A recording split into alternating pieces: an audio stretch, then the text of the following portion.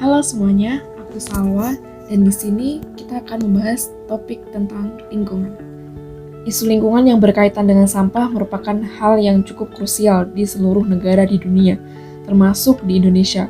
Apalagi Indonesia menjadi salah satu dari 10 negara penyumbang sampah terbesar di dunia.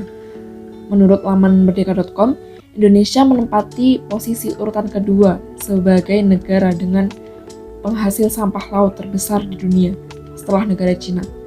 Lagi-lagi kita berprestasi dalam hal yang sangat tidak membanggakan.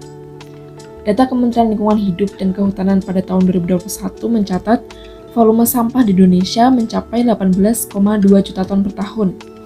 Dan hanya 13,2 juta ton per tahun yang telah dikelola dengan baik. Hal ini terjadi karena masih terbatasnya daya tampung tempat pembuangan sampah, baik itu tempat pemrosesan akhir atau TPA maupun tempat penampungan sementara atau TPS, dan juga minimnya standar dalam pengelolaan sampah yang sudah diterapkan. Nah, mengapa permasalahan sampah ini terus-menerus terjadi dan seolah tidak ada ujungnya? Jadi, mengutip pendapat dari jurnal yang berjudul Perilaku Masyarakat dalam Membuang Sampah di Tempat Penampungan Sementara di Kecamatan Pontianak Barat, Kota Pontianak, karya Rian Aditya Pratama dan kawan-kawan pada tahun 2016, menyatakan bahwa masalah sampah di Indonesia merupakan masalah yang kompleks karena kurangnya pengertian masyarakat terhadap akibat-akibat yang dapat ditimbulkan oleh sampah.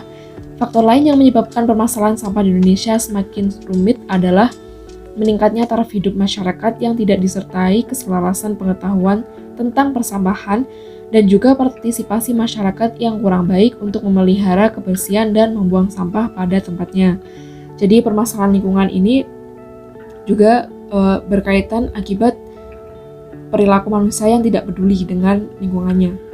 Lalu contoh-contoh perilaku yang menyebabkan semakin banyaknya sampah adalah meningkatnya konsumsi, lalu sering menggunakan barang sekali pakai, dan tidak melakukan aksi 3R atau reuse, reduce, dan recycle. Contoh perilaku yang menyebabkan lingkungan semakin tercemari oleh sampah adalah membuang sampah sembarangan. Pastinya, tidak peduli dengan sampah yang ditemui di jalan atau dimanapun.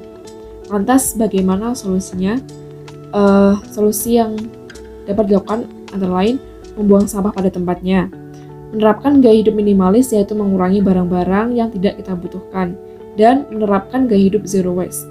Gaya hidup ini merupakan salah satu upaya mengurangi sampah yang dilakukan mulai dari memilah hingga memproduksi barang dari sampah. Konsep yang dilakukan adalah menerapkan prinsip 5R, yaitu reuse, reduce, recycle, replace, dan replant.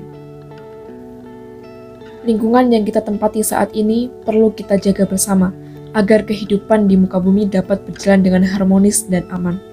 Sampah bukan lagi hal sepele untuk selalu kita abaikan. Berawal dari sampah, keindahan alam dapat tercemari. Berawal dari sampah, timbul berbagai macam penyakit. Dan berawal dari sampah, bahkan bencana dapat terjadi.